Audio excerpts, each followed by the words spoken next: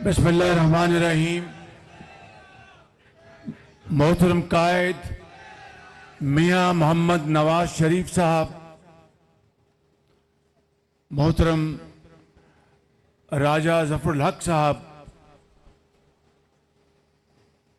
Chief organiser और senior vice president PMLN, मोहतरमा,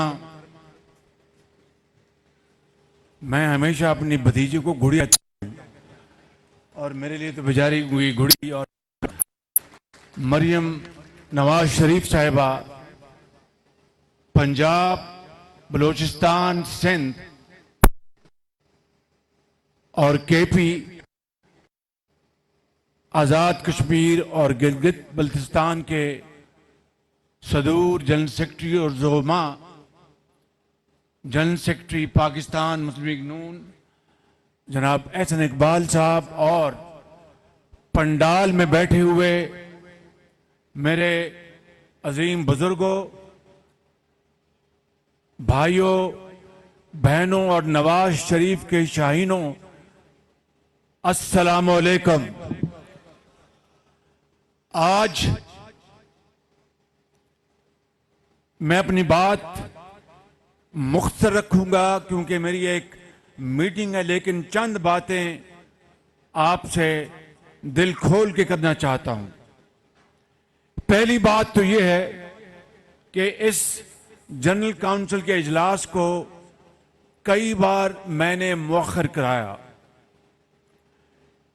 हमारी जो मुद्दत थी वो पूरी हो चुकी थी, लेकिन मैं कोशिश करता रहा कि ये मौखर हो जाए तावक्ते के कायदे मोहतरम मियां मोहम्मद नवाज शरीफ खुद अल्लाह ताला के फजल करम से पाकिस्तान तशरीफ लाएं और मैं ये अमानत उनके हवाले कर दूं। मैं लेकिन बास नागुज़ीर वजूहात की बिना पर ऐसा ना हो सका, तो अब इलेक्शन कमीशन की तलवार लटक रही थी, इसलिए आज ये इंतखाब कराया गया। मैं आपका बेहद मशकूर हूं, दिल की गहराइयों से शुक्रिया अदा करता हूं कि आपने मुझ नाचीज और मेरे साथियों को आपने मुतफक्का तौर पर आपने मुंतखब करवाया। लेकिन एक बात मैं कहना चाहता हूं कि ये पग जो आपने मेरे सर पर दोबारा पहनाई है, ये नवाज शरीफ की अमानत है। वो जिस दिन आएगा इंशाअल्लाह ये अमानत आप और मैं उनको हवाले कर देंगे।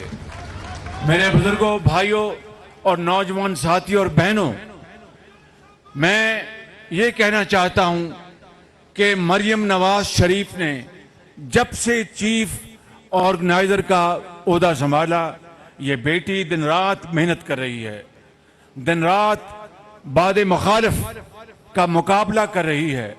आज तो हुकूमत में हम हैं, एक कोलिशन हुकूमत, वो अल्हम्दुलिल्लाह जिस तरीके से हम सब मिलकर चला रहे हैं वो अलहदा दास्तान है, लेकिन करिया करिया हर जगह मरियम नवाज पहुंच रही है। और मैं समझता हूं कि ये एक बड़ी बाहिम्मत बच्ची है और मुझे पूरी उम्मीद है कि इस मुल्क के अंदर जो इस वक्त जो हमारी पॉपुलेशन है उसमें 60% नौजवान नस्ल से उनका ताल्लुक है। 15 साल से लेकर 30 साल तक इस कौम को नवाज शरीफ की क़यादत में इंशाअल्लाह अब मुस्लिम लीग नून में नौजवान लीडरशिप की जरूरत है। नवाज शरीफ इंशाअल्लाह आप देखेंगे कि जब वो पाकिस्तान अल्लाह ताला के फजल करम से आएंगे तो पाकिस्तान में सियासी नक्शा बदल जाएगा।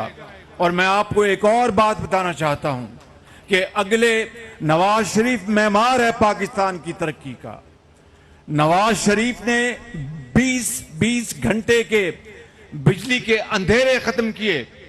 नवाज शरीफ ने जगह जगह मोटरवेज बनाई, नवाज शरीफ ने पाकिस्तान की ज़राअत और सनत की तरक्की के लिए दिन रात मेहनत की, तो आज उनकी जो इस वक्त वो लंदन में है, उनकी गैर मौजूदगी में आपने जिस तरह मुसलसल जदोजहद की, कारकुनान ने, MNS ने, MPs ने, बुजुर्गों ने, भाइयों ने, बेटियों ने, नौजवानों ने जेलें काटी।